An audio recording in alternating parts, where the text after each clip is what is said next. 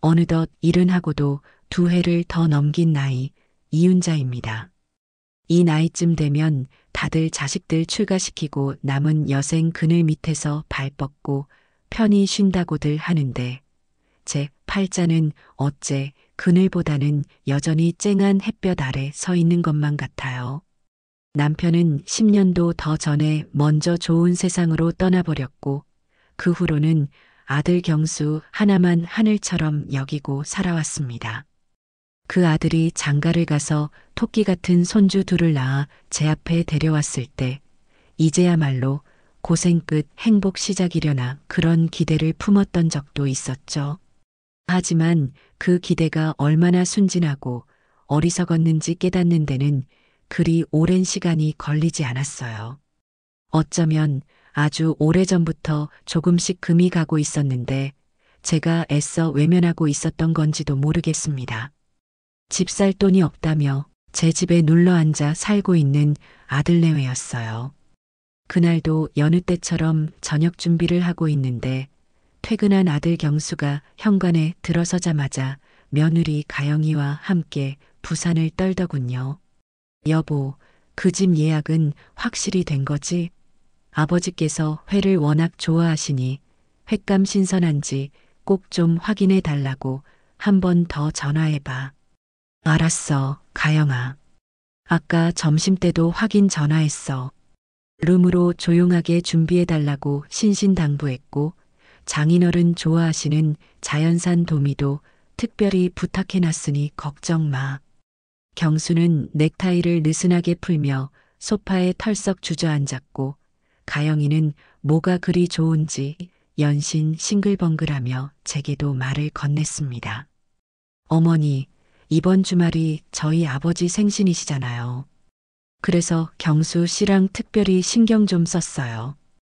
강남에 새로 생긴 한정식 집인데 상견례 장소로도 유명하고 음식 맛도 아주 끝내준대요. 특히 어르신들 모시고 가기 좋다고 해서 큰맘 먹고 예약했어요. 가영이의 목소리에는 자랑과 효심이 잔뜩 묻어났습니다. 나중에 얼핏 듣자 하니 그곳이 1인분에 10만 원은 가볍게 넘고 좀 괜찮은 코스로 시키면 15만 원, 20만 원도 우습다고 하더군요. 사돈어른 생신을 챙기는 것이야 당연한 도리죠.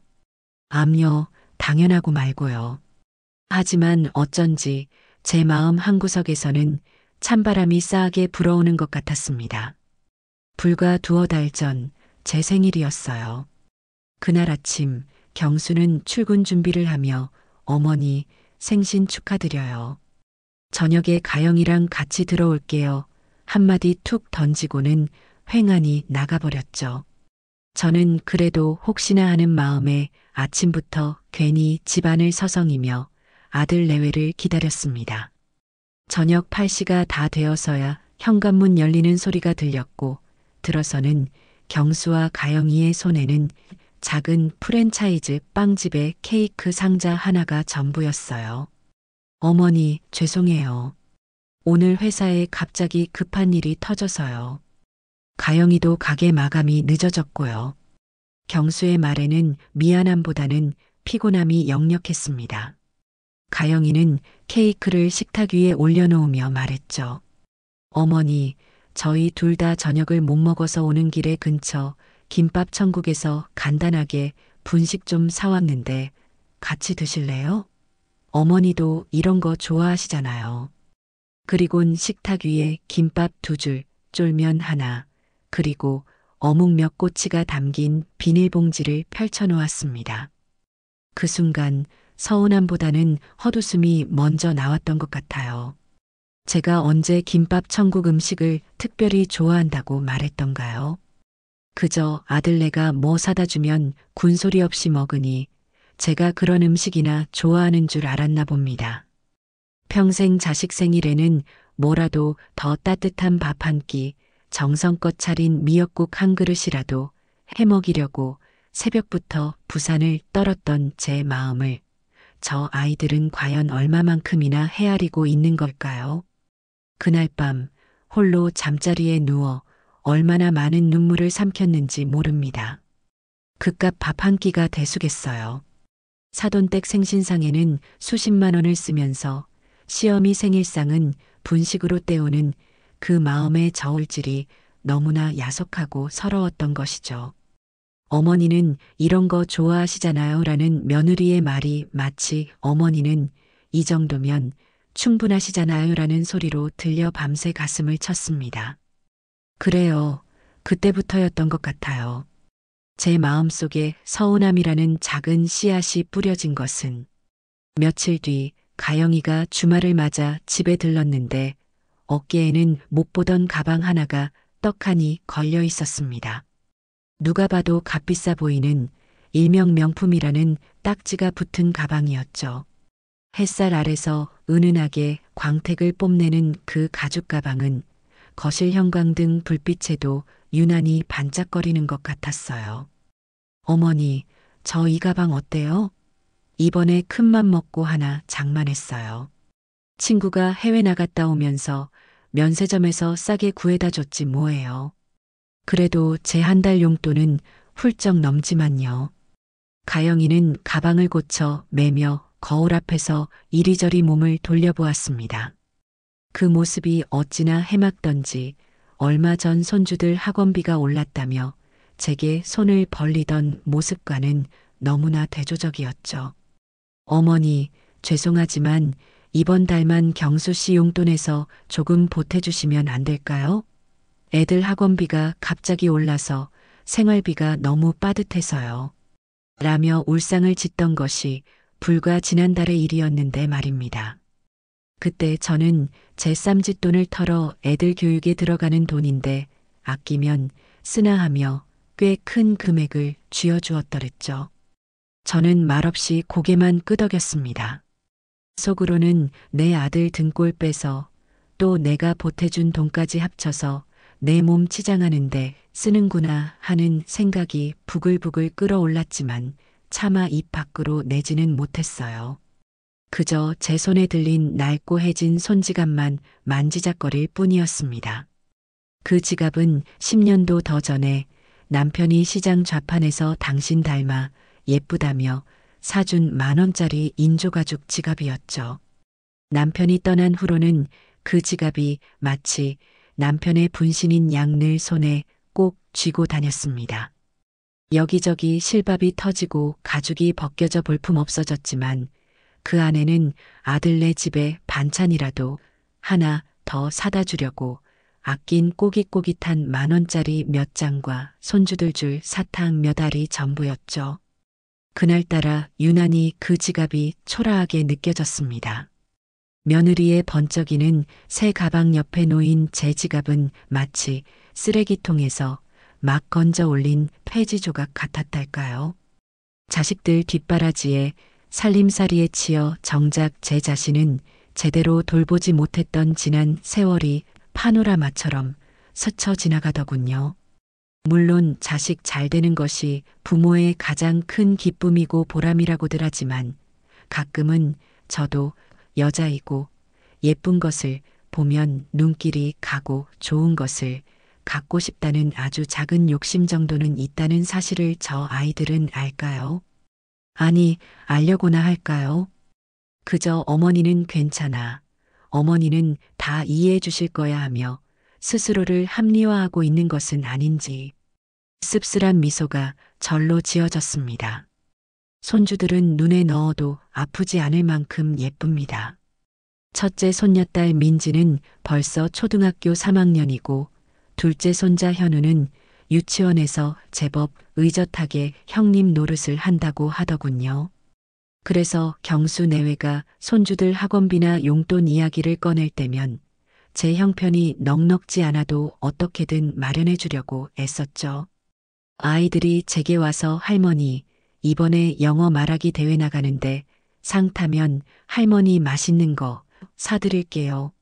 하고 재롱이라도 부리는 날에는 제 통장에 얼마가 남았는지 생각할 겨를도 없이 지갑을 열곤 했습니다. 그게 할머니 마음 아니겠어요. 하지만 그런 제 마음을 아는지 모르는지 경수 내외는 제 건강에는 영 무관심한 듯 보였습니다. 얼마 전부터 왼쪽 무릎이 몹시 쑤시고 아파서 계단을 오르내리기가 여간 힘든 게 아니었어요. 밤이면 통증 때문에 잠을 설치는 날도 많았죠. 동네 정형외과에 다니며 물리치료도 받고 약도 타다 먹고 있는데 어머니, 병원에는 잘 다녀오셨어요? 무릎은 좀 어떠세요? 하고 따뜻하게 물어봐주는 법이 없었습니다. 오히려 제가 식탁 위에 약봉지를 올려놓고 물을 따르는 것을 보면 가영이는 인상을 살짝 찌푸리며 말하곤 했죠. 어머니, 또 약 드세요? 약 너무 많이 드시면 간에 안 좋대요. 그냥 운동이나 좀 하시면 괜찮아지실 텐데. 물론 걱정해서 하는 말이겠지만 그 말투에는 진심 어린 염려보다는 또 약이야? 하는 듯한 귀찮음과 무심함이 섞여 있는 듯 했습니다. 경수 역시 제 다리 아픈 것에는 별 관심이 없어 보였어요. 오히려 주말이면 어머니, 저희 오늘 마트에 장 보러 가야 하는데 민지랑 현우 좀 잠깐 봐주실 수 있으세요? 하고 당연하다는 듯 아이들을 맡기곤 했죠. 아픈 다리를 이끌고 하루 종일 아이들 뒤치다꺼리를 하고 나면 온몸이 쑤시고 파김치가 되었지만 실은 내색 한번 제대로 하지 못했습니다.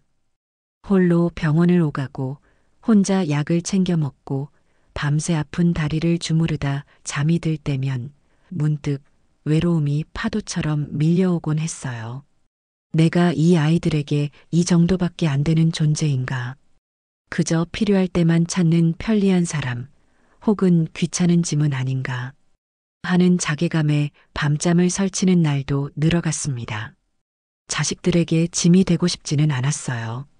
하지만 최소한의 관심과 따뜻한 말 한마디를 바라는 것이 그리 큰 욕심이었을까요? 손주들 용돈 봉투의 무게와 제 약봉지의 무게가 어찌 이리도 다르게 느껴지는 것인지. 그날 밤 저는 약봉지를 내려다보며 한숨을 깊게 내쉬었습니다. 마음속 저울이 이미 한쪽으로 너무 많이 기울어져 버렸다는 것을 어렴풋이 느끼고 있었던 것이죠. 이 서운함과 서름이 쌓이고 쌓여 언젠가는 터져 나올지도 모른다는 그런 불안한 예감이 들기 시작했습니다. 사람 마음이라는 게 참 간사해서 한번 서운함이라는 것이 고개를 들기 시작하니 예전에는 대수롭지 않게 넘겼던 일들까지 자꾸만 눈에 밟히고 마음에 걸리더군요. 경수 내외의 행동 하나하나가 마치 저울의 한쪽으로만 무게추가 잔뜩 쏠리는 것처럼 제 눈에는 그렇게 불공평하게 보이기 시작했어요. 그리고 그 저울은 언제나 사돈댁을 향해 혹은 자기들 자신을 향해 기울어져 있었죠. 저라는 존재는 그 저울의 눈금 어디에도 없는 사람처럼 느껴질 때가 점점 많아졌습니다. 며느리 가영이는 유난히 친정일이라면 발벗고 나서는 성격이었어요. 물론 자기 부모 챙기는 것이야 나무랄 일은 아니죠. 오히려 칭찬받아 마땅한 일일 겁니다. 하지만 그 정도가 너무 지나치고 저를 대하는 태도와 비교될 때면 속에서 천불이 나는 것을 참기가 어려웠어요. 예를 들면 사돈댁에는 계절 과일이며 값비싼 영양제, 몸에 좋다는 보약까지 철마다 끊이지 않고 들어가는 모양이었습니다. 어머니, 저희 장인어른께서 요즘 통 입맛이 없으시다 해서 백화점 식품관에서 제일 좋은 걸로 한우 세트 하나 맞춰서 보내드렸어요. 포장도 얼마나 고급스러운지 몰라요. 혹은 어머니, 이번에 저희 엄마가 무릎 수술하셨잖아요. 그래서 관절에 좋다는 영양제랑 홍삼이랑 잔뜩 사서 보내드렸더니 얼마나 좋아하시는지 몰라요. 역시 자식밖에 없다시면서요. 이런 이야기를 아무렇지도 않게 제 앞에서 늘어놓곤 했죠. 그럴 때마다 저는 애써 태어난 척 그래, 잘했다. 사돈 건강이 최고지하고 맞장구를 쳐주었지만 속으로는 나는 내 시어미인데 내 무릎 아픈 건 배지도 않더냐 하는 말이 목구멍까지 치밀어 오르곤 했습니다. 제게는 명절이나 생일 같은 특별한 날이 아니면 그 흔한 과일 한 봉지 사들고 오는 법이 드물었으니까요. 어쩌다 시장에 같이 나가면 제가 좋아하는 과일보다는 손주들 먹일 과자나 자기들 먹을 간식거리를 먼저 집는 아이들이었습니다. 그런 사소한 것 하나하나가 쌓이고 쌓여 제 마음속에 커다란 돌덩이처럼 자리를 잡아가고 있었어요. 한 번은 가영이가 친정 식구들과 해외여행을 간다며 몹시 들떠있던 적이 있었죠. 어머니, 저희 다음 달에 다낭으로 가족여행 가기로 했어요. 저희 부모님이랑 저희 식구 전부 다요. 아버지가 환갑이시기도 하고 겸사겸사해서 경수 씨가 크게 한턱 쏘기로 했지 뭐예요. 비행기 표랑 리조트까지 전부 예약해놨는데 벌써부터 얼마나 설레는지 몰라요. 며느리의 얼굴에는 숨길 수 없는 기쁨과 행복이 가득했습니다. 그 해맑은 표정을 보고 있자니 저도 모르게 깊은 한숨이 터져 나왔어요. 저 역시 해외여행은커녕 국내 여행 한번 제대로 가본 기억이 아득했거든요. 남편 살아생전에는 그저 먹고 살기 바빠서 아이들 키우고 공부시키느라 여행 같은 건 꿈도 꾸지 못했습니다. 남편 가고 나서는 경수 뒷바라지하느라 정신이 없었고요. 이제 좀 한숨 돌리나 싶었더니 어느새 이렇게 늙어버렸네요. 그날 밤 저는 오랜만에 먼지 쌓인 앨범을 꺼내 보았습니다. 앨범 속에는 빛바랜 흑백 사진 몇 장이 전부였어요. 젊은 시절 남편과 함께 가까운 유원지에라도 놀러가서 찍은 사진들이었죠. 그때는 그마저도 참 행복하다고 생각했는데 왠지 모를 서글픔이 파도처럼 밀려왔습니다. 가영이가 나쁜 아이는 아니라고 생각해요. 하지만 적어도 한 번쯤은 아주 가끔이라도 어머니도 어디 가고 싶으신 곳 없으세요? 하고 빈말이라도 물어봐 줄 수는 없었던 걸까요? 아니, 그런 거창한 질문까지는 바라지도 않았어요. 그저 제 앞에서 너무 대놓고 자신의 행복만을 자랑하지 않았으면 하는 아주 작은 바람뿐이었습니다. 앨범을 넘기는 제 손끝이 저도 모르게 떨려왔던 밤이었죠. 낡은 사진 속 젊은 제 모습이 오늘따라 유난히 안쓰러워 보였습니다. 가끔 경수는 술에 잔뜩 취해 늦은 밤에 제게 하소연을 하곤 했습니다.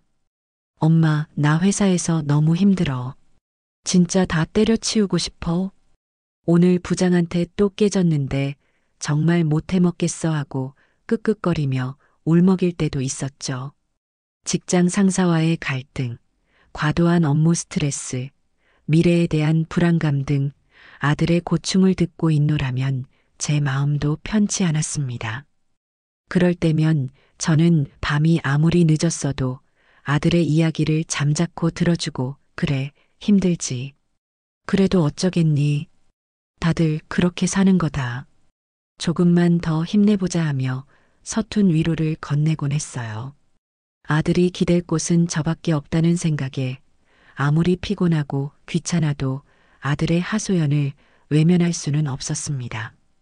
하지만 그런 날이면 어김없이 마음 한구석에서는 씁쓸한 감정이 고개를 들곤 했어요. 나는 내 하소연을 이렇게 다 들어주는데 너는 어찌하여 내 마음 한번 제대로 들여다보려 하지 않느냐 하는 원망이었죠. 아들이 힘든 것을 모르는 바 아니지만 그 힘듦 속에 저에 대한 미안함이나 고마움은 조금도 없는 것 같아 서운했습니다. 어쩌면 경수는 제가 언제나 그 자리에 있는 무슨 말을 해도 다 받아주는 당연한 존재라고 생각하는지도 몰라요. 하지만 세상에 당연한 것은 없는데 말이죠. 아들의 등을 토닥이며 위로하는 순간에도 제 마음속에는 차곡차곡 실망감이 검은 침전물처럼 쌓여가고 있었습니다. 그 실망감이 언젠가는 둑이 터지듯 흘러넘칠지도 모른다는 불안감을 애써 누르면서 저는 또다시 아들의 어깨를 두드려 주었죠. 그게 어미니까요. 아니, 어미여야만 하니까요. 사람의 인연이란 참으로 알 수 없는 것이지요. 평생을 자식 하나만 바라보고 내 모든 것을 다 내어주었다고 생각했는데 그 믿음과 사랑이 한순간에 와르르 무너져 내릴 수도 있다는 것을 그때 저는 뼈저리게 깨달았습니다. 그동안 차곡차곡 쌓여왔던 서운함과 실망감은 그저 작은 전주곡에 불과했어요. 결정적인 사건은 바로 사돈댁 생신과 제 생일날 벌어진 일이었죠.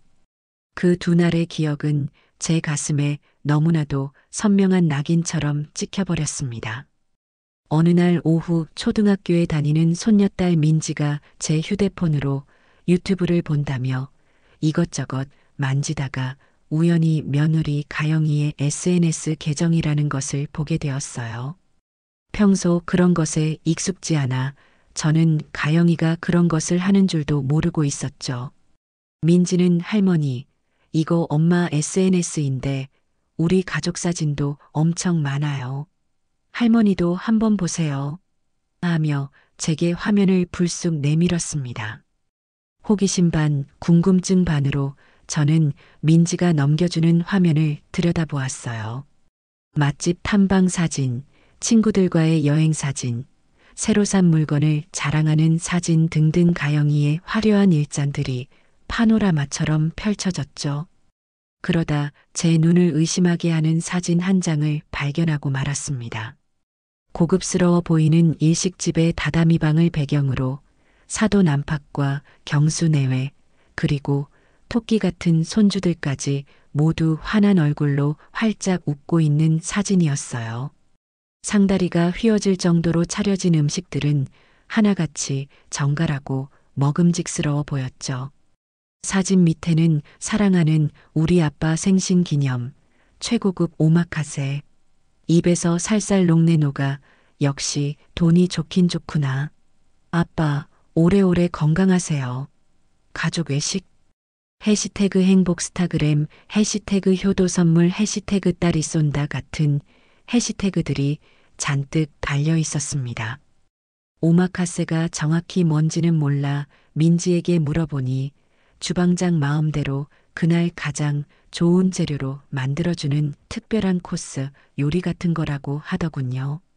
나중에 가영이가 친구와 전화로 수다 떠는 내용을 우연히 엿듣게 되었는데 그 오마카세 식당이 1인당 가격이 무려 30만 원이 넘는 그야말로 최고급 식당이라는 사실을 알게 되었습니다.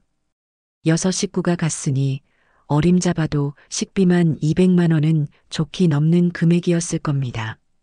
물론 사돈 생신을 성대하게 챙겨드리는 것이 잘못된 일은 아니에요. 오히려 칭찬받을 일이죠. 하지만 그 화려한 만찬 사진과 행복해 보이는 가족들의 웃음소리가 마치 제 귓가에 들리는 듯한 그 사진을 보는 순간 제 가슴 한구석이 싸늘하게 얼어붙는 것을 느꼈습니다. 돈의 액수가 중요한 게 아니었어요. 그 정성과 마음 씀씀이가 제가 받았던 대우와는 너무나도 극명하게 대조되었기 때문입니다. 그 순간 저는 마치 투명 인간이라도 된 듯한 깊은 소외감과 함께 참을 수 없는 배신감에 휩싸였죠. 그리고 며칠 뒤 공교롭게도 제 생일이었습니다.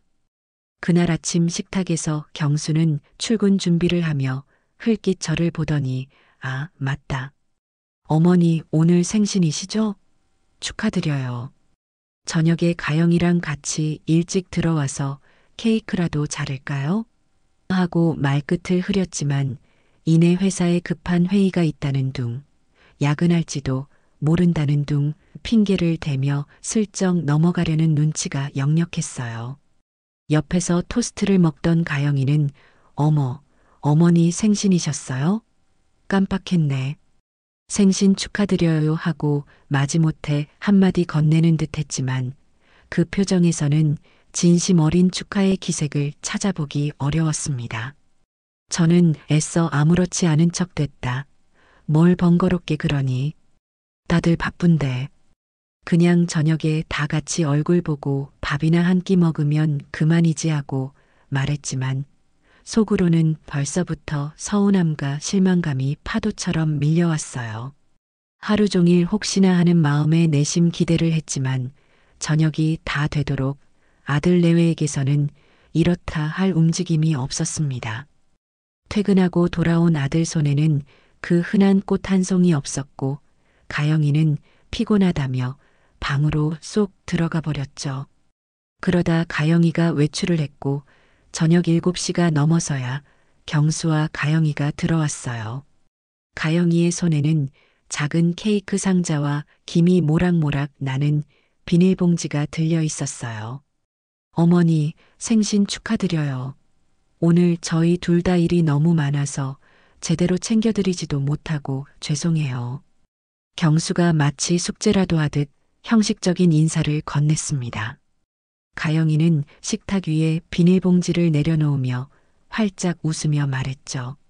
어머니, 배고프실까봐 오는 길에 어머니 좋아하시는 김밥 천국에서 김밥이랑 떡볶이, 순대 좀 사왔어요. 어머니는 이런 분식 좋아하시잖아요. 따뜻할 때 얼른 드세요. 그 순간 저는 정말 아무 말도 할 수가 없었습니다. 정말로 제가 분식을 좋아해서 사온 걸까요? 아니면 그저 간편하고 저렴하게 한 끼 때우려는 그들 나름의 배려였을까요? 며칠 전 SNS에서 보았던 그 화려하고 값비싼 오마카세 사진과 지금 제 눈앞에 놓인 초라한 김밥, 떡볶이, 순대가 머릿속에서 겹쳐지며 참을 수 없는 모멸감이 온몸으로 밀려왔습니다. 애써 아무렇지 않은 척 그래, 잘했다. 시장하던 참인데 어서 먹자 하고 말했지만 목이 메어 김밥 한 조각도 제대로 넘기기 어려웠어요. 케이크에 꽂힌 초에 불을 끄고 억지로 박수를 치는 손주들의 해맑은 모습만이 그날 저녁의 유일한 위안이었달까요? 아이들은 무슨 죄가 있겠어요. 그날 밤 저는 한숨도 잠을 이룰 수가 없었습니다. 텅 빈 거실에 홀로 앉아 지난 세월을 하염없이 돌이켜 보았죠. 남편 일찍 여의고 악착같이 경수 하나 사람 만들어 보겠다고 식당 일, 공장 일, 안 해본 일이 없었던 제 젊은 날들이 주마등처럼 스쳐 지나갔습니다. 행여나 아들 기죽을까 남들 하는 것만큼은 다 해주고 싶어서 제 몸 부서져라 일만 했던 세월이었어요. 그렇게 애지중지 키운 아들이 장가를 가고 며느리를 얻었을 때 저는 진심으로 기뻤습니다. 이제 내 아들에게도 새로운 가족이 생겼구나. 나도 이제 며느리 사랑 듬뿍 주는 좋은 시어머니가 되어야지 다짐했었죠. 결혼할 때도 가진 것 없는 제게 아들 하나 믿고 시집와준 며느리가 고마워 뭐라도 더 해주려고 노력했습니다. 하지만 돌아온 것은 이런 푸대접이라니. 서러움과 분노, 배신감, 허탈함 온갖 감정들이 뒤섞여 걷잡을 수 없이 제 속을 헤집어 놓았습니다. 내가 뭘 그렇게 잘못했기에 이런 취급을 받아야 하나 하는 생각에 눈물이 쉴 새 없이 흘러내렸죠. 그동안 애써 외면하고 꾹꾹 눌러 참아왔던 모든 서름이 한꺼번에 폭발하는 듯 했습니다. 사돈에게는 수백만 원짜리 식사를 대접하면서 정작 평생을 뒷바라지한 시어머니에게는 몇천 원짜리 김밥으로 생색을 내는 아들 내외의 그 이중적인 모습에 치가 떨렸어요. 더 이상 이렇게 살아서는 안 되겠다는 생각이 머릿속을 강하게 맴돌았습니다. 이대로 가다가는 정말 화병으로 먼저 세상을 뜨고 말 것 같았거든요. 그 순간 어둡고 긴 터널 같던 제 마음속에서 무언가 단단히 결심이 서는 것을 느꼈습니다. 더 이상 아들 내외에게 기대하며 상처받는 삶은 살지 않으리라고요. 그 결심은 아주 희미했지만 분명한 한 줄기 빛처럼 제 앞을 비추기 시작했습니다. 이제는 정말로 뭔가 달라져야 할 때라고 제 자신이 제게 속삭이고 있었어요. 지난밤의 서름과 분노는 하룻밤 사이에 쉬이 가라앉지 않았습니다. 오히려 밤새도록 저를 괴롭혔던 그 격한 감정들은 새벽녘 창문으로 스며드는 희미한 여명과 함께 차분하지만 더없이 단호한 결심으로 제 마음속에 단단히 뿌리를 내렸죠. 더 이상 이렇게는 살 수 없다. 내 남은 인생이라도 나 자신을 위해 내 존엄을 지키며 살아야겠다는 강한 의지가 온몸의 세포 하나하나를 깨우는 듯 했습니다. 이제껏 자식만을 바라보며 살아온 제 인생의 방향키를 이제는 온전히 제 손으로 잡아야 할 때가 온 것이었어요. 다음 날 아침 동이 트기도 전에 저는 자리에서 일어났습니다. 밤새 한숨도 제대로 못 잤지만 이상하게 정신은 그 어느 때보다 맑고 또렷했어요. 찬물에 세수를 하고 거울을 보니 퉁퉁 부은 눈두덩 아래로 굳게 담은 입술이 보이더군요. 어젯밤 실컷 울고 난 탓인지 아니면 어떤 결연함 때문인지 제 눈빛은 평소와 다르게 형형하게 빛나고 있었습니다. 저는 곧장 전화기를 들고 평소 알고 지내던 동네 부동산 중개인에게 전화를 걸었어요. 심호흡을 한번 크게 하고 떨리는 목소리를 가다듬으며 최대한 침착하게 말했죠. 사장님, 다름이 아니라 저희 집 좀 내놓으려고요. 수화기 너머의 중개인은 제 갑작스러운 말에 적잖이 놀란 눈치였습니다. 아니, 사모님, 갑자기 집은 왜요? 무슨 일 있으신 거예요? 경수 씨랑은 다 상의가 되신 거고요? 하고 당황한 목소리로 되묻더군요. 이 집은 남편과 제가 결혼해서부터 평생 땀 흘려 일해 어렵게 마련한 우리의 소중한 보금자리였습니다. 집안 구석구석 우리의 손때가 묻지 않은 곳이 없었고 경수를 낳아 키우고 결혼시켜 내보낸 모든 추억이 고스란히 담겨 있는 곳이기도 했죠. 하지만 더 이상 이 집이 아들 내외에게 저를 올가매는 빌미가 되거나 그들의 무관심 속에 제가 홀로 외로이 갇혀 지내는 공간이 되도록 내버려 두고 싶지 않았습니다.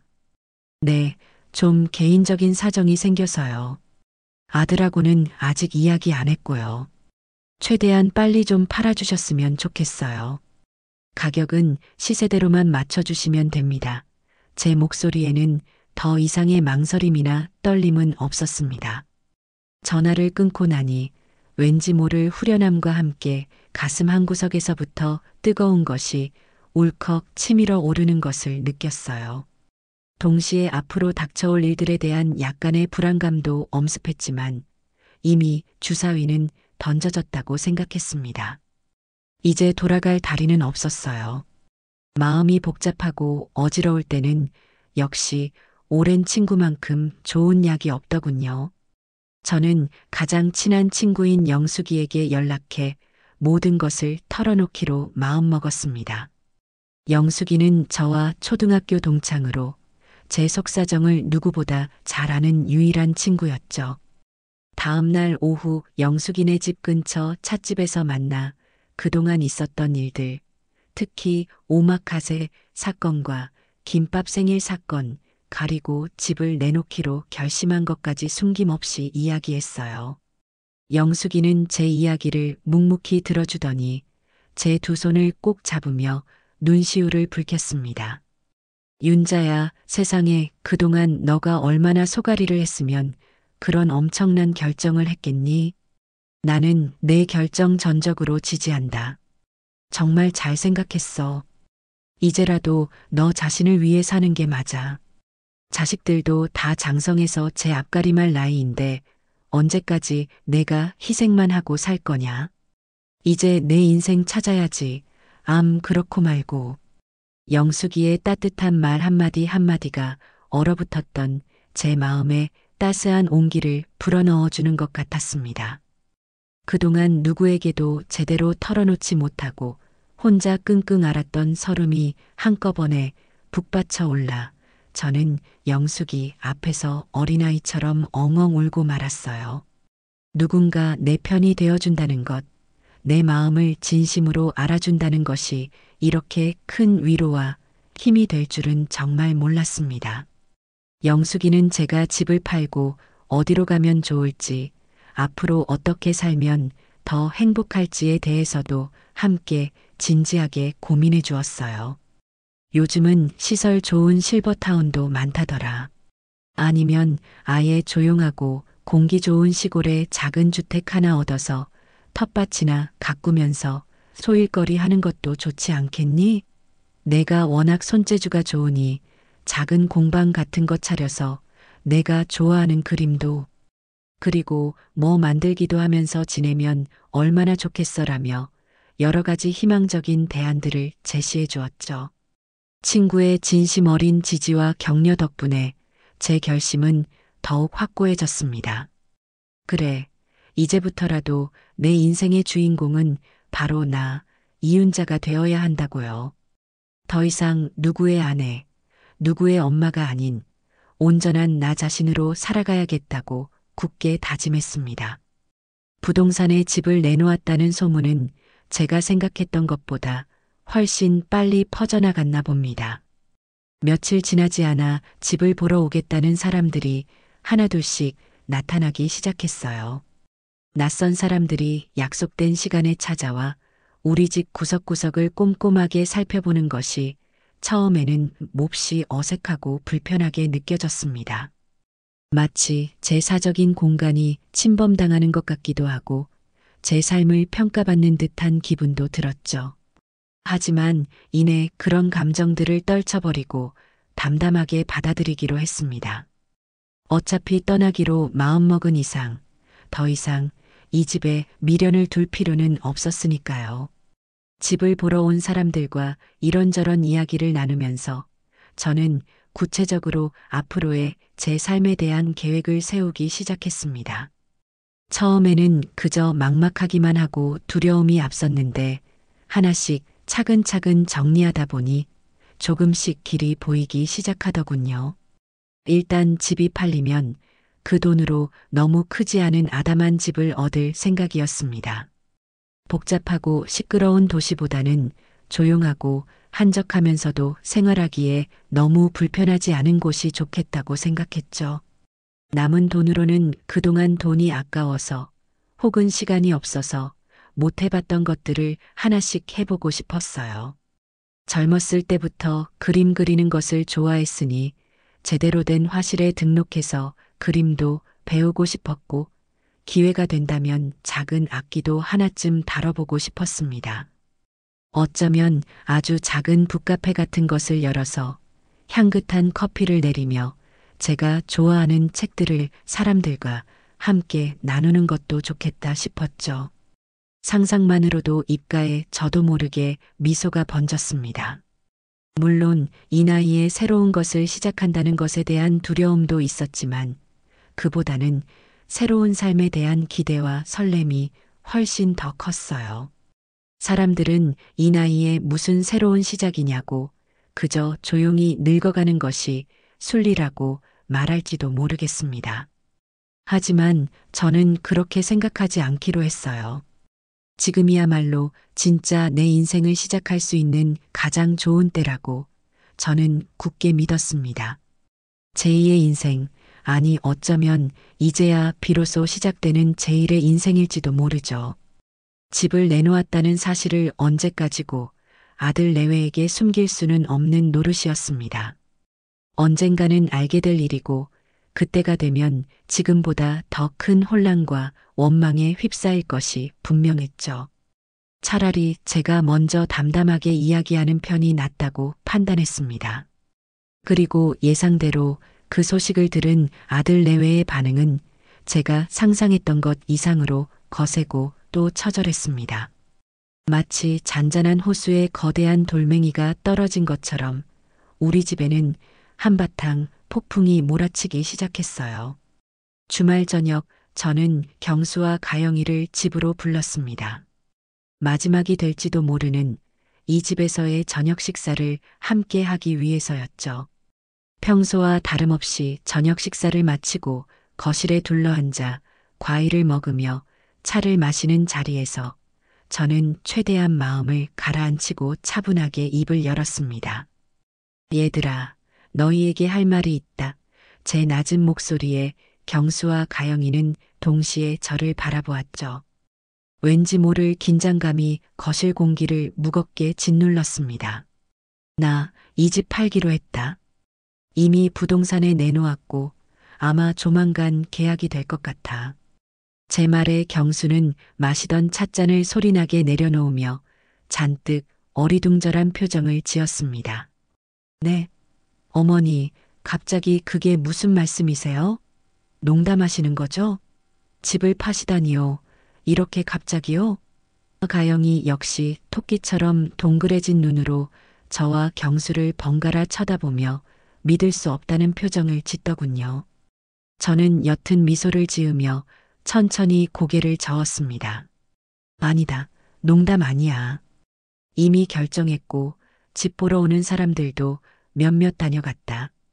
너희에게 미리 이야기하지 못해서 미안하게 생각한다. 제 단호한 말투와 침착한 태도에 그제야 상황의 심각성을 제대로 깨달았는지 경수의 얼굴이 순간 하얗게 질리기 시작했어요. 아니, 어머니. 어떻게 저희랑 한마디 상의도 없이 그런 중대한 결정을 하실 수가 있어요? 도대체 이유가 뭐예요? 저희한테 뭐 서운한 거라도 있으셨어요? 경수의 목소리가 점점 높아지며 격앙된 감정을 숨기지 못했습니다. 저는 여전히 차분한 목소리로 대답했죠.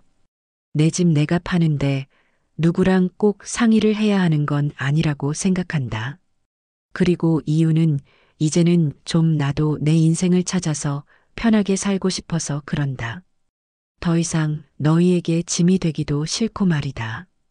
경수가 당황스러움과 혼란스러움에 말을 제대로 잇지 못하고 입만 벙긋거리는 사이 옆에서 가만히 듣고만 있던 며느리 가영이가 갑자기 날카로운 목소리로 따지고 들었습니다.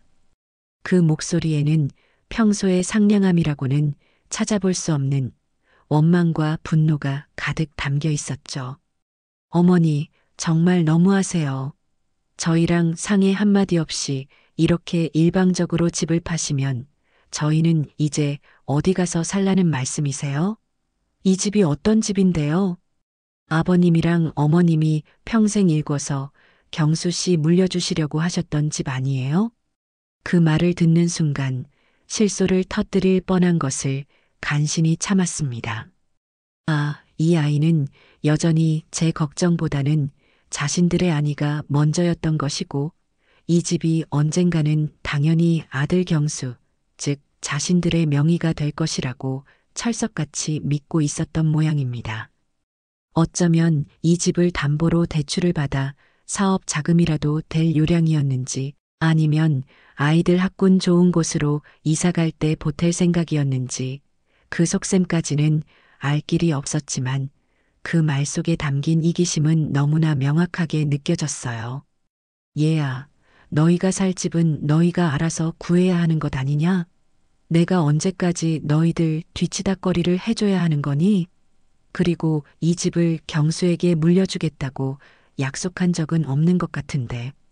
내 재산은 내가 알아서 처분하는 게 맞다고 생각한다. 제 냉정한 말에 가영이는 얼굴이 새빨개져서 아무 말도 못하고 입술만 파르르 떨더군요. 평소에는 살갑게 어머니, 어머니 하며 애교를 부리던 며느리가 자신의 이익에 반하는 상황이 되자 이렇게 돌변하는 모습을 보니 씁쓸함을 넘어 허탈감마저 들었습니다. 그동안 제가 얼마나 헛된 기대를 품고 또 얼마나 어리석은 미련을 가지고 살아왔는지 뼈저리게 깨닫는 순간이었죠. 그날 이후 경수와 가영이는 거의 매일같이 번갈아가며 저를 찾아왔습니다. 처음에는 서운함을 토로하고 원망 섞인 말을 쏟아내더니 제 결심이 꿈쩍도 하지 않는다는 것을 알게 되자 점차 태도를 바꾸기 시작했죠. 눈물로 호소하기도 하고 지난날의 잘못을 들먹이며 용서를 구하기도 했습니다. 어머니, 저희가 정말 잘못했어요. 어머니 마음 상하게 해드린 거 다 알아요. 저희가 너무 철이 없었어요. 앞으로 저희가 정말 잘할게요. 어머니 원하시는 거 다 해드리고 매일매일 찾아뵙고 맛있는 것도 사드리고. 그러니까 제발 집 파는 것만은 다시 한번 생각해 주시면 안 될까요? 네, 어머니. 경수는 제 앞에 무릎까지 꿇고 빌며 애원했습니다. 가영이도 옆에서 눈물을 뚝뚝 흘리며 어머니, 저희가 생각이 너무 짧았어요.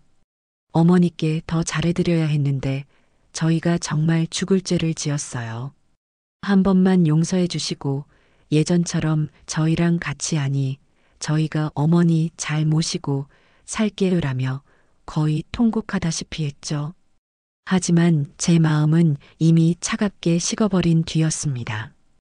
그들의 눈물과 사과가 과연 진심에서 우러나온 것인지 아니면 당장의 위기를 모면하기 위한 연기인지 판단하고 싶지도 않았어요. 설령 그것이 뒤늦은 진심이라 할지라도 너무 늦었다는 생각이 들었습니다.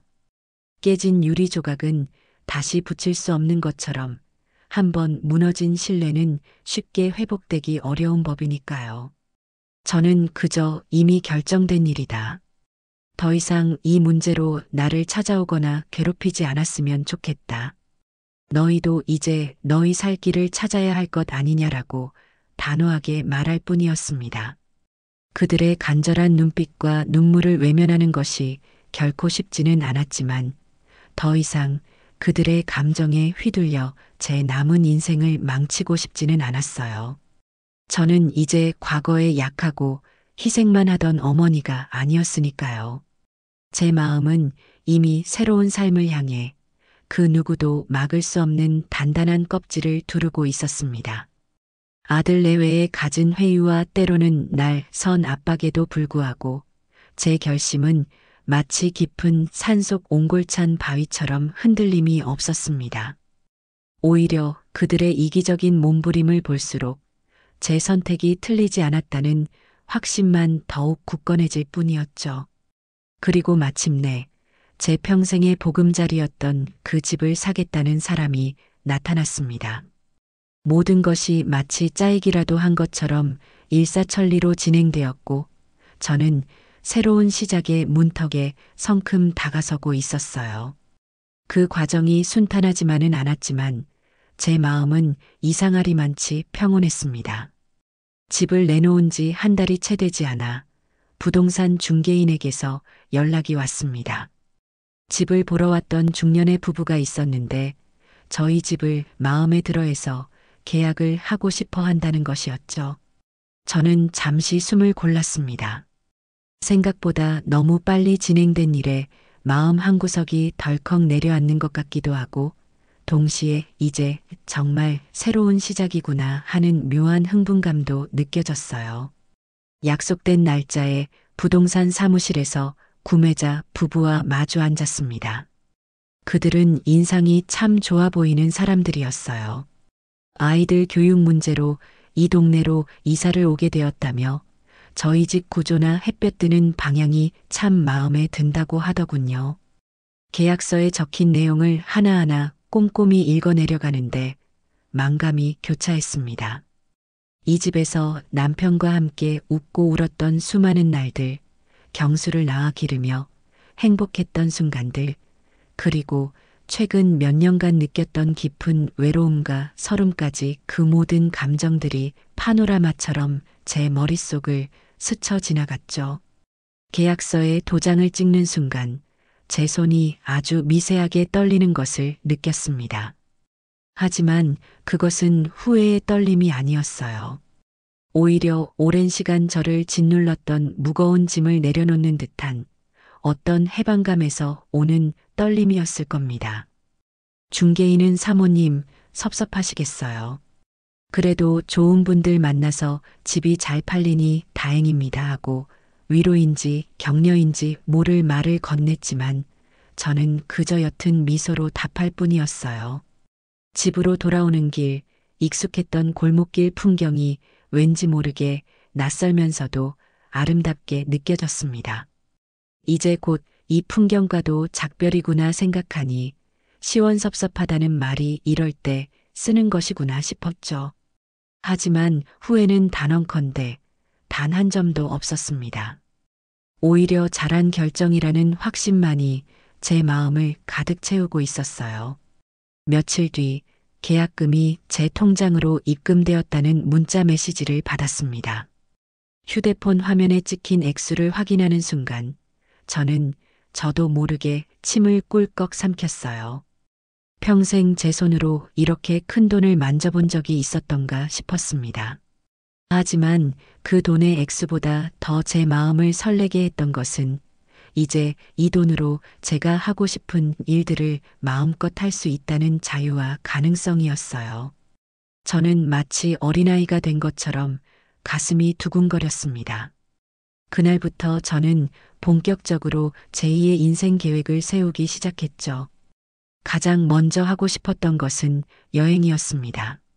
젊어서는 돈이 없어서, 나이 들어서는 시간이 없어서, 그리고 마음의 여유가 없어서 늘 꿈만 꾸었던 해외여행. 저는 두꺼운 여행 책자를 사와서 밑줄을 그어가며 읽고 인터넷으로 세계 각국의 아름다운 풍경 사진들을 찾아보며 시간 가는 줄 몰랐습니다. 따뜻한 남쪽 나라의 푸른 바다도 보고 싶었고 고풍스러운 유럽의 작은 도시들도 거닐어 보고 싶었어요. 그리고 그동안 배우고 싶었지만 엄두도 내지 못했던 것들에도 도전해 보고 싶었습니다. 어릴 적부터 그림 그리는 것을 좋아했지만 제대로 배울 기회가 없었는데 이제는 멋진 화실에 등록해서 유화도 배우고 수채화도 배울 수 있을 거라고 생각하니 절로 미소가 지어졌죠. 어쩌면 늦었지만 악기 하나쯤 배워서 멋지게 연주할 수도 있을 거고요. 새로운 보금자리를 알아보는 일도 빼놓을 수 없었습니다. 처음에는 막연하게 조용한 시골 마을을 생각했지만 막상 혼자 살아가려니 병원이나 편의시설 문제도 무시할 수 없겠더군요.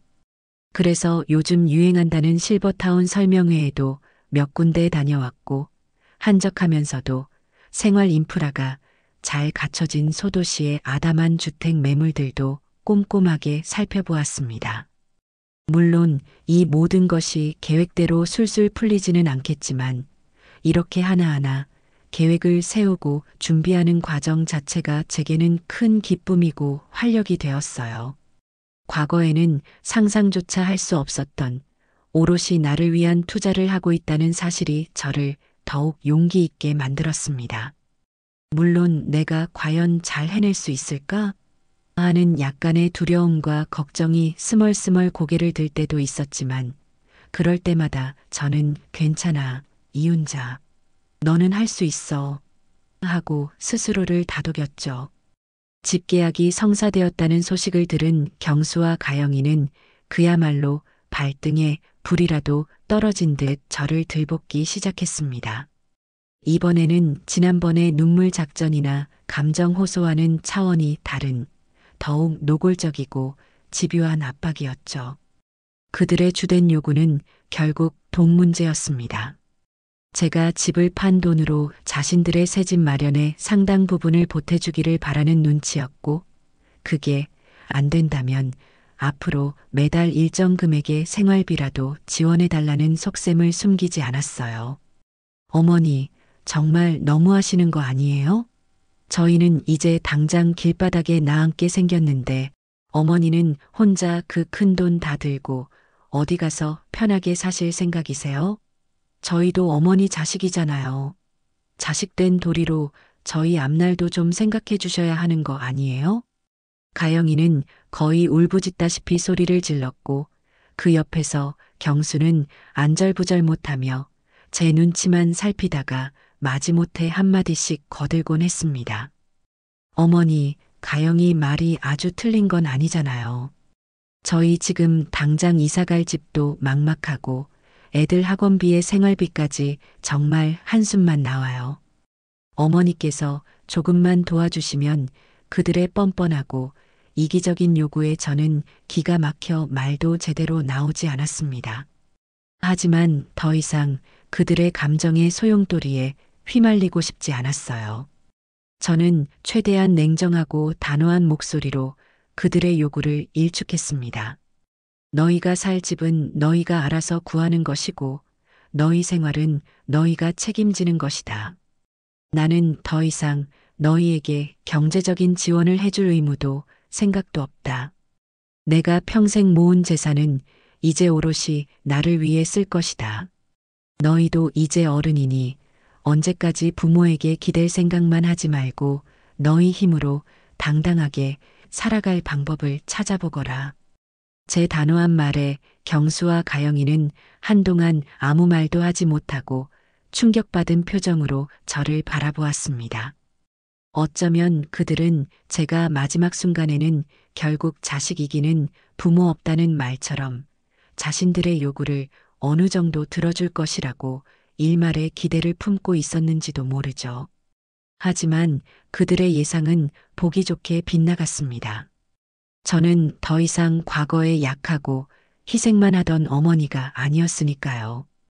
그들의 이기적인 모습에 남아있던 일말의 동정심마저 사라지고 오히려 제 결정이 얼마나 옳았는지를 다시 한번 똑똑히 확인하는 계기가 되었습니다. 이사 날짜는 하루하루 다가오고 있었고 저는 새로운 삶에 대한 설렘과 함께 과거와의 완전한 단절을 위한 마음의 준비를 차분히 해나가고 있었어요.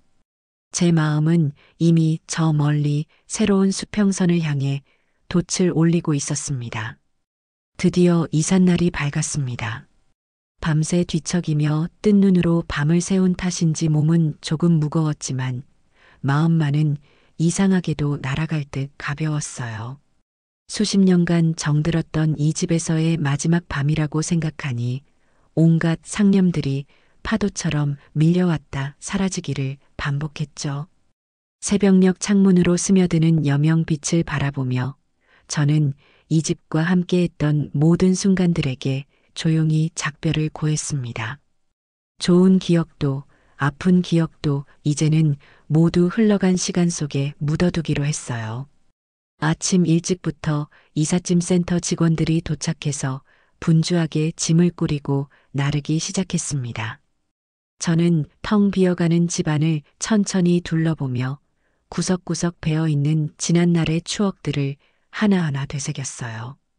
거실 한쪽 벽에 걸려있던 낡은 가족사진 액자 자국, 아이들이 어릴 적 키를 재던 문설주의 희미한 눈금들, 남편이 생전에 아끼던 낡은 흔들의자가 놓여있던 창가 모든 것이 마치 어제 일처럼 생생하게 떠올랐습니다. 짐을 싸면서 우연히 발견한 빛바랜 편지 한 통, 경수가 어린 적에 그려준 삐뚤빼뚤한 제 얼굴 그림, 손때 묻은 낡은 성경책 같은 것들을 볼 때마다 가슴 한구석이 아릿하게 저려왔죠. 하지만 그런 애틋함과 슬픔은 아주 잠깐이었어요. 오히려 그런 낡은 과거의 흔적들을 하나씩 정리하고 떠나보낼수록 제 마음은 더욱 홀가분해지고 단단해지는 것을 느꼈습니다. 빈집이 되어가는 과정을 지켜보면서 느끼는 약간의 상실감은 곧 다가올 새로운 시작에 대한 설렘과 기대로 빠르게 채워져 갔어요. 그래, 이제 정말 끝이구나. 그리고 새로운 시작이구나.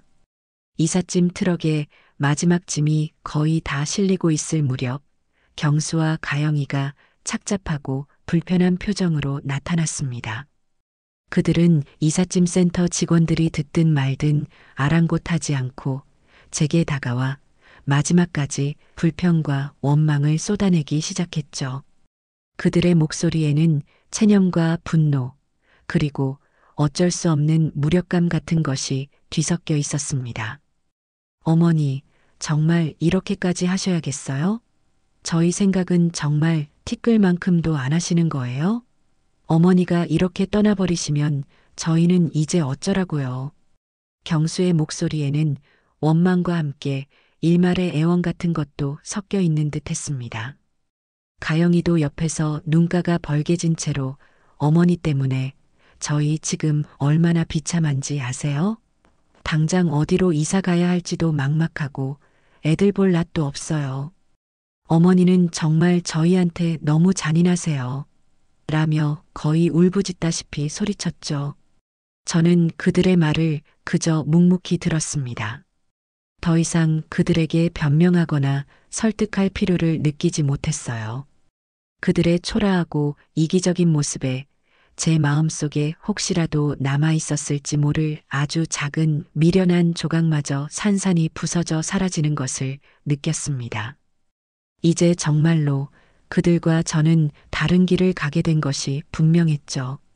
너희도 이제 어른이다. 언제까지 부모에게 기대고 원망만 하면서 살 수는 없는 노릇이야. 너희 힘으로 한번 당당하게 살아봐라. 그게 너희에게도 결국에는 더 좋은 일일 거다. 그리고 너희도 너희 나름대로 행복하게 잘 살기를 바란다. 저는 차분하지만 단호하게, 그리고 어쩌면 마지막이 될지도 모를 진심을 담아 말했습니다. 제 말에 경수와 가영이는 더 이상 아무 말도 하지 못하고 그저 멍하니 저를 바라볼 뿐이었죠. 어쩌면 그들도 이제는 더 이상 제 마음을 돌릴 수 없다는 것을, 그리고 자신들의 행동이 얼마나 어리석었는지를 어렴풋이나마 깨닫고 있는지도 모르겠습니다. 저는 그들을 뒤로하고 이삿짐 트럭 조수석에 올라탔어요. 차창 밖으로 점점 멀어지는 그들의 모습을 보며 저는 새로운 삶을 향해, 그리고 진정한 저 자신을 향해 힘차게 나아갔습니다. 마음 한구석이 아팠지만 동시에 더 큰 해방감이 저를 감싸고 있었어요. 제가 새로 이사 온 곳은 도시 외곽에 자리한 아담하지만 예쁜 정원이 딸린 단층 전원주택이었습니다. 복잡하고 시끄러운 도시를 벗어나니 공기도 맑고 창문 너머로는 사계절 변화하는 푸른 산이 한눈에 들어오는, 그야말로 제가 꿈에 그리던 평화롭고 조용한 곳이었죠. 이삿짐 정리를 대충 마치고 저녁이 되자 저는 처음으로 온전히 혼자만의 시간을 갖게 되었습니다. 따뜻한 물로 샤워를 하고 나와 깨끗한 잠옷으로 갈아입은 뒤 넓은 거실 창가에 놓인 푹신한 흔들의자에 앉아 밤하늘을 가만히 바라보았어요. 하늘에는 총총히 별들이 박혀 있었고 귀뚜라미 소리가 정겹게 들려왔죠. 그 순간 갑자기 눈물이 왈칵 쏟아졌습니다. 서러움이나 슬픔 때문에 흘리는 눈물이 아니었어요. 아주 오랜 시간 동안 저를 짓눌렀던 무겁고 답답했던 짐들을 마침내 모두 내려놓은 듯한 후련함, 가리고 드디어 진짜 자유를 얻었다는 깊은 안도감에서 오는 눈물이었습니다. 지난 세월 동안 겪었던 아픔과 상처, 외로움과 서름들이 그 뜨거운 눈물과 함께 깨끗하게 씻겨 내려가는 듯 했죠.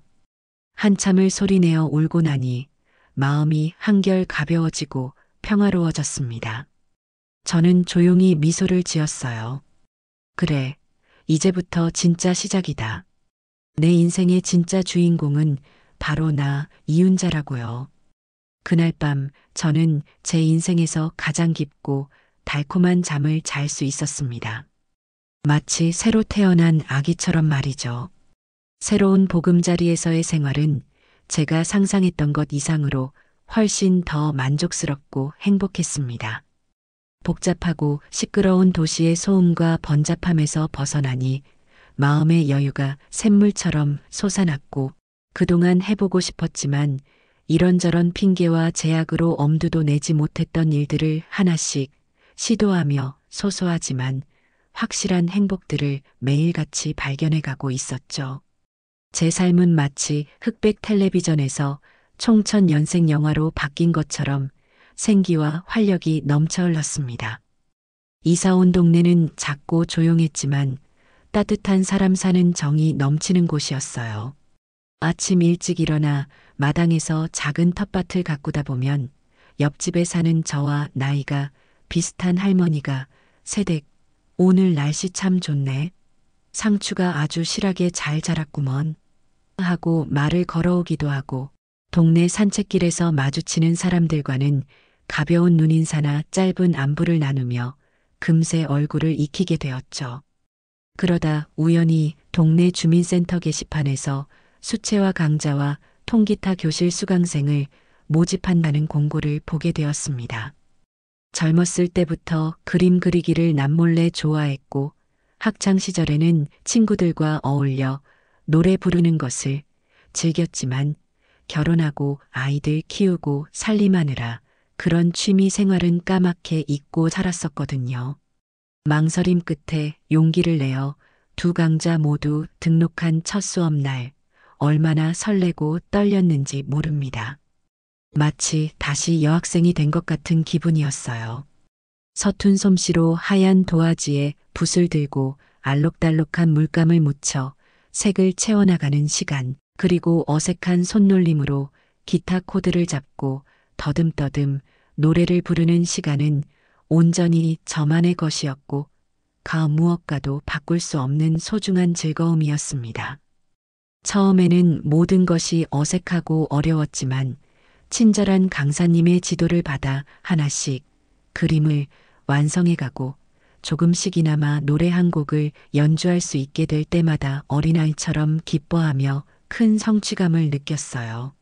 함께 수업을 듣는 수강생들과도 금세 마음을 터놓고 친해져서 수업이 끝나면 다 같이 동네 찻집에 모여 앉아 시간 가는 줄 모르고 수다를 떨거나 서로의 작품에 대해 칭찬과 격려를 아끼지 않았죠. 그림뿐만 아니라 평소 관심 있었지만 기회가 없었던 요가 교실에도 등록해서 뻣뻣했던 몸을 유연하게 만들고 동네 도서관에서 열리는 문학 강좌에도 참여하며 지적인 호기심을 채워나갔습니다. 새로운 것을 배우고 새로운 사람들을 만나는 하루하루가 신선하고 즐거웠으며 제 삶에 예상치 못한 활력을 불어넣어 주었어요. 예전에는 정말 상상도 못했던 생동감 넘치는 일상이었습니다. 새로운 생활을 시작하면서 제가 가장 신경을 쓴 부분은 바로 건강이었어요.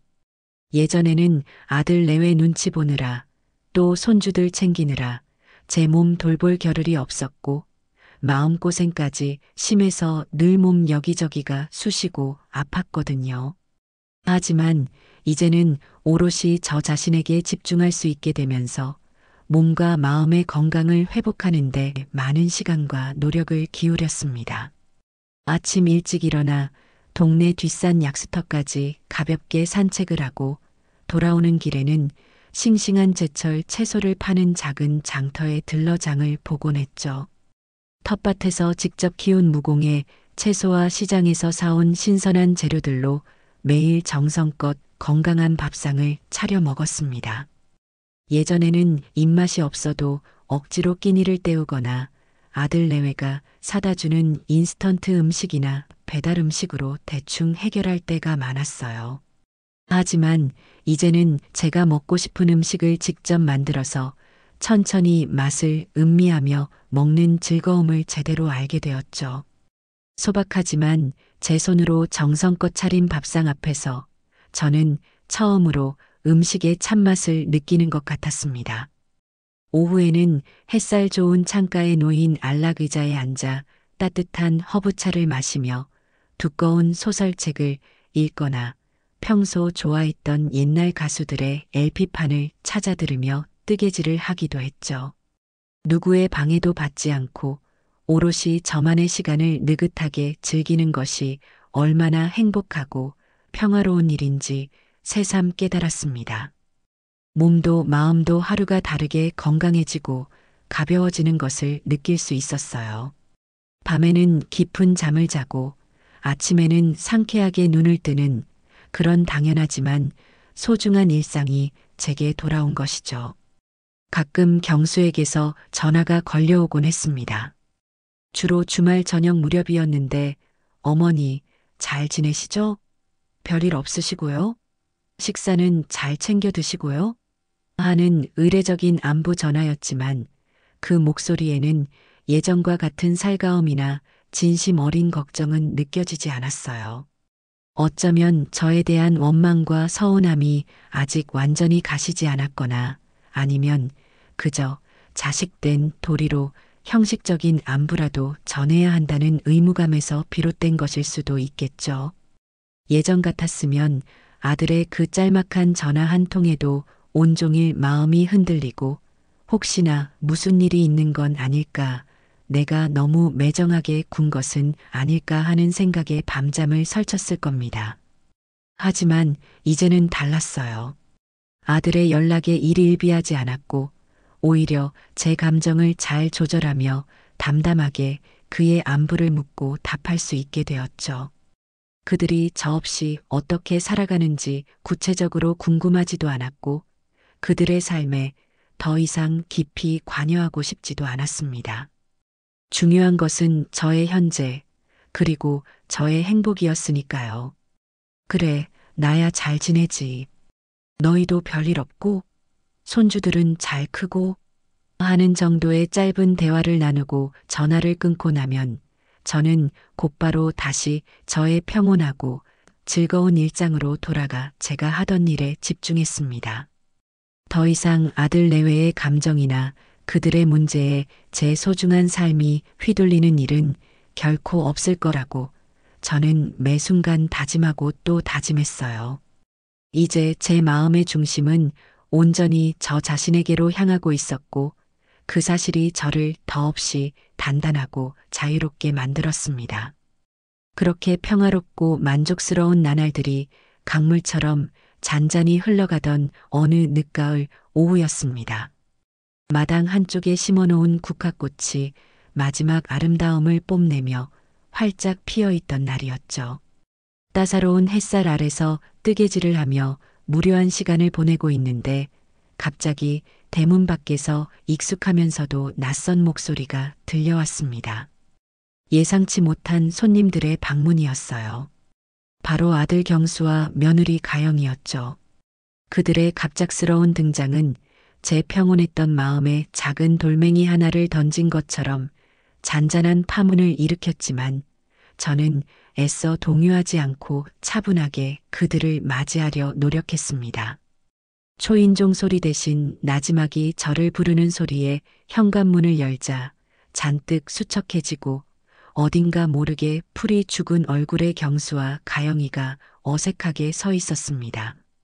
예전에 그들에게서 느껴졌던 당당함이나 번지르르한 화려함은 온데간데 없고 마치 오랜 가뭄 끝에 시들어버린 풀잎처럼 힘없고 초라해 보이는 모습이었죠. 가영이의 화려했던 옷차림과 값비싼 장신구들도 보이지 않았고 경수의 어깨는 축 처져 있었습니다. 그들의 행색을 보니 제가 집을 나온 이후로 그리 순탄치 않은 시간을 보냈음을 어렵지 않게 짐작할 수 있었어요. 어머니 잘 지내셨어요? 경수가 먼저 힘없이 그리고 멋쩍게 입을 열었습니다. 가영이는 고개를 푹 숙인 채 제 눈을 제대로 마주치지 못하고 그저 발끝만 내려다보고 있었죠. 저는 잠시 그들을 바라보다가 아무 말 없이 집 안으로 들어오라는 손짓을 했습니다. 거실 소파에 마주 앉았지만 한동안 어색하고 무거운 침묵만이 우리 사이에 흘렀어요. 무슨 말을 해야 할지, 또 그들은 도대체 무슨 말을 하러 이렇게 예고도 없이 저를 찾아온 것인지 알 수 없었습니다. 다만 그들의 불안한 눈빛과 굳게 담은 입술에서 어떤 절박함과 뒤늦은 후회 같은 복잡한 감정들이 어렴풋이 읽히는 듯 했어요.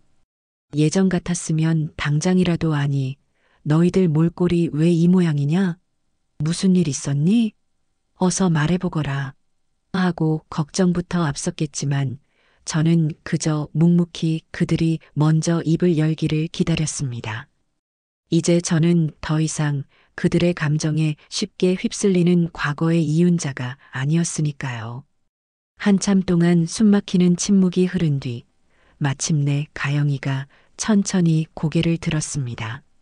눈가는 이미 붉게 충혈되어 있었고 금방이라도 눈물이 쏟아질 것처럼 위태로워 보였죠. 그리고는 갑자기 제 앞에서 아무런 예고도 없이 털썩 무릎을 꿇었습니다. 저도 모르게 깜짝 놀라 몸을 움찔했지만 그녀를 말리지는 않았어요. 어머니, 저희가 정말 잘못했어요. 어머니 마음 그렇게 깊이 상하게 해드린 거 다 저희 욕심 때문이었고 저희가 너무 어리석고 철이 없었어요. 이제야 저희가 얼마나 큰 죄를 지었는지 깨달았어요. 어머니 흑흑. 가영이는 더 이상 말을 잇지 못하고 바닥에 엎드려 서럽게 흐느끼기 시작했습니다. 어깨를 들썩이며 우는 모습이 진심으로 뉘우치고 괴로워하는 것처럼 보이기는 했어요. 하지만 저는 그 모습을 그저 담담하게 내려다볼 뿐 쉽게 마음을 열 수 없었습니다. 너무나 많은 상처를 받았고 그 깊은 상처들이 아물기에는 아직 너무나 많은 시간이 필요했으니까요. 이제 와서 그런 말을 한들 무슨 소용이 있겠니? 이미 다 지나간 일이고 엎질러진 물이다. 그만 일어나거라. 저는 최대한 감정을 드러내지 않고 차분하게 말했지만 제 목소리에는 여전히 풀리지 않은 냉랭함과 서운함이 묻어났을 겁니다. 가영이의 눈물은 안타깝고 가슴 아팠지만 그 눈물만으로 지난날의 모든 잘못이 깨끗하게 용서될 수는 없는 노릇이었죠. 상처는 그렇게 쉽게 지워지는 것이 아니니까요. 가영이가 한참을 울고 난 뒤 옆에서 안절부절 못하며 아내의 등을 토닥이던 경수가 조심스럽게 가리고 떨리는 목소리로 입을 열었습니다. 그의 얼굴에는 수치심과 미안함, 그리고 간절함이 복잡하게 뒤섞여 있었어요. 어머니, 저희가 정말 염치 없다는 거 잘 압니다. 어머니께 입이 10개라도 할 말이 없어요. 하지만 그래도 어머니께 진심으로 사죄드리고 싶어서 이렇게 찾아왔습니다. 저희가 정말 잘못했습니다. 예전처럼 어머니를 모시고 함께 살 수는 없겠지만 앞으로 저희가 자주 찾아뵙고 어머니 외롭지 않게 불편하지 않게 잘 모시고 싶습니다. 저희에게 한 번만 더 기회를 주시면 안 될까요? 어머니? 경수의 말에는 진심이 담겨 있는 것처럼 느껴졌습니다. 아마도 그들은 제가 집을 나간 후 현실적인 어려움에 직면하면서 뒤늦게나마 자신들의 잘못을 뼈저리게 깨닫고 저와의 관계를 회복하고 싶어 하는 것일 수도 있겠죠. 어쩌면 제가 없는 빈자리가 생각보다 컸을지도 모르고요. 하지만 저는 선뜻 그들의 사과를 받아들이고 예전처럼 돌아갈 수는 없었습니다. 그들의 사과가 반갑지 않은 것은 아니었지만 다시 과거의 그늘 속으로 걸어 들어가 그들에게 얽매여 살고 싶지는 않았거든요. 너희 마음은 알겠다. 그리고 너희가 진심으로 반성하고 있다면 그것만으로도 됐다. 하지만 나도 이제 내 생활이 있고 나는 지금의 이 평화로운 생활에 아주 만족한다. 너희가 정말로 뉘우치고 있다면 앞으로 말보다는 행동으로 보여주길 바란다. 하지만 당장 예전처럼 모든 것이 없었던 일처럼 돌아갈 수는 없을 것 같구나. 나도 시간이 필요하다. 저는 솔직한 제 마음을 최대한 부드럽지만 단호하게 전달했습니다. 그들의 변화를 지켜볼 의향은 있었지만 그렇다고 해서 제 삶의 방식과 제가 어렵게 찾은 행복을 포기할 생각은 추호도 없었어요. 아들 내외는 제 말에 실망한 기색이 역력했지만 더 이상 아무 말도 하지 못하고 고개를 떨구었습니다. 그들이 돌아간 후 저는 한동안 복잡한 생각에 잠겼어요. 그들의 갑작스러운 사과를 어떻게 받아들여야 할지, 앞으로 그들과 어떤 관계를 유지하며 살아가야 할지 아직은 쉽게 풀리지 않는 숙제처럼 느껴졌습니다. 하지만 한 가지 분명한 것은 이제 제 삶의 주인은 바로 저 자신이라는 사실이었고 그 어떤 것도 저의 평화와 행복을 깨뜨리도록 내버려 두지는 않을 것이라는 점이었죠. 아들 내외의 예상치 못했던 방문과 뒤늦은 사과 이후 제 평화롭던 일상에는 아주 미세하지만 분명한 변화의 바람이 불어오기 시작했습니다. 물론 그렇다고 해서 제가 어렵게 되찾은 삶의 주도권을 다시 그들에게 넘겨주거나 과거의 그림자 속으로 되돌아갈 생각은 눈꼽만큼도 없었죠. 진정한 사이다는 그들의 후회나 반성에서 오는 것이 아니라 오롯이 저 자신이 만들어가는 흔들림 없는 행복과 마음의 평화에 있다는 것을 저는 이미 깊이 깨닫고 있었으니까요. 그 후로 경수와 가영이는 예전처럼 매일같이 들볶지는 않았지만 일주일에 한두 번 정도는 꾸준히 저를 찾아왔습니다.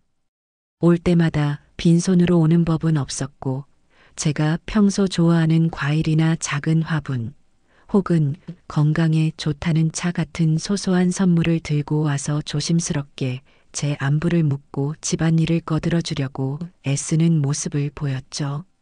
예전에는 상상도 할 수 없었던 어색하지만 노력하는 태도였습니다.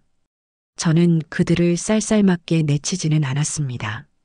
다만 여전히 일정한 거리를 유지하며 그들의 변화를 지켜보았어요. 함께 마당에서 차를 마시며 이야기를 나누기도 하고 가끔은 그들이 가져온 음식으로 함께 저녁 식사를 하기도 했지만 그들의 생활에 깊이 관여하거나 과거처럼 경제적인 도움을 주는 일은 단호하게 선을 그었습니다. 어머니, 저희 이제 곧 전셋집 계약해요. 어머니 덕분에 정신 차리고 그동안 정말 열심히 살았어요. 아직 대출금도 많이 남았고 갈 길이 멀지만 그래도 저희 힘으로 해냈다는 게 얼마나 뿌듯한지 몰라요. 어느 날 경수가 예전보다 한결 밝아진 얼굴로 제게 말했습니다. 그동안 새 집을 구하기 위해 이런저런 고생을 꽤나 한 모양이었지만 어떻게든 자신들의 힘으로 문제를 해결해 나가려는 모습이 대견스럽기도 하고 한편으로는 안쓰럽기도 했죠. 저는 그저 그래 잘 생각했다. 고생 많았겠구나. 이제 너희도 너희 힘으로 살아가는 법을 차근차근 배워나가야지. 그게 진짜 독립이고 그래야 너희도 더 단단해지는 거다 하고 담담하게 격려해 주었습니다. 그들이 진심으로 변화하고 있다는 것을 조금씩 느낄 수 있었지만 그렇다고 해서 제 마음속 깊은 곳에 남아있는 상처가 완전히 아물거나 과거의 기억이 깨끗이 지워진 것은 아니었어요. 하지만 중요한 것은 제가 더 이상 그들의 행동이나 말 한마디에 예전처럼 상처받거나 감정적으로 휘둘리지 않는다는 사실이었습니다. 저는 여전히 저만의 평온하고 규칙적인 일상을 꿋꿋하게 지켜나갔고 그 어떤 것도 제 삶의 우선순위를 바꾸지는 못했어요. 아들 내외도 점차 저의 그런 독립적인 삶의 방식을 존중하게 되는 것 같았습니다. 어쩌면 그들도 이제야 비로소 어머니가 아닌 한 사람의 이윤자를 마주하고 있는지도 모르죠. 저는 집을 판 돈과 그동안 아껴 모은 약간의 여윳돈으로 제가 오랫동안 꿈꿔왔던 일들을 하나씩 차근차근 실현해 나가며 제2의 인생을 만끽하고 있었습니다. 가장 먼저 벼르고 벼르던 해외여행을 다녀왔어요. 평생 제게 가장 친한 친구인 영숙이와 함께 떠난 북유럽 크루즈 여행은 정말 제 인생에서 가장 환상적이고 잊지 못할 경험이었습니다. 눈부시게 아름다운 피오르의 절경, 동화 속에나 나올 법한 예쁜 도시들, 그리고 밤하늘을 수놓는 신비로운 오로라까지 젊은 시절에는 감히 상상조차 할 수 없었던 그런 호사를 누리며 세상이 얼마나 넓고 아름다운지를 직접 제 두 눈으로 확인했죠. 여행에서 돌아온 후에는 평소 마음속으로만 생각해왔던 봉사활동도 시작했습니다.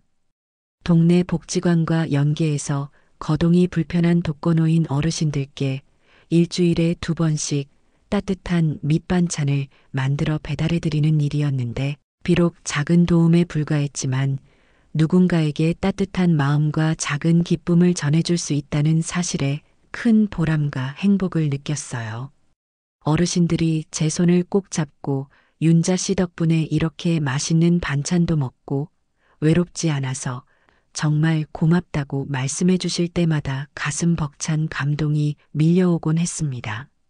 그리고 꾸준히 다녔던 문화센터 그림 교실에서의 실력도 제법 늘어서 얼마 전에는 동네 주민센터에서 열린 작은 아마추어 작가 전시회에 제 풍경화 2점을 출품하는 영광을 누리기도 했어요. 비록 전문 화가의 그림에는 비할 바가 못 되었지만 제 그림을 보고 어머, 할머니 그림이 너무 따뜻하고 예뻐요 하고 칭찬해주는 사람들을 보면서 얼마나 뿌듯하고 감격스러웠는지 모릅니다. 하루하루가 감사와 기쁨 그리고 새로운 도전으로 가득 찬 예전에는 정말 상상조차 할 수 없었던 여유롭고 풍요로운 노후였어요. 어느 화창한 주말 오후 제가 마당에서 국화꽃을 손질하고 있는데 대문 밖에서 작은 그림자가 불쑥 나타났습니다. 바로 제 눈에 넣어도 아프지 않을 손녀딸 민지였죠. 녀석은 학교 끝나고 학원 가는 길에 할머니가 너무 보고 싶다며 혼자 버스를 2번이나 갈아타고 여기까지 불쑥 찾아온 것이었습니다. 그 조그만 녀석이 혼자 여기까지 찾아왔다는 사실에 놀라기도 하고 대견하기도 해서 저는 민지를 와락 끌어안고 한참 동안 등을 토닥여 주었죠. 할머니, 우리 할머니 너무너무 보고 싶었어요. 할머니 집 진짜 예쁘다. 꼭 동화 속에 나오는 집 같아요. 제품에 폭 안겨 제잘거리는 민지를 보니 저도 모르게 눈시울이 뜨거워졌습니다.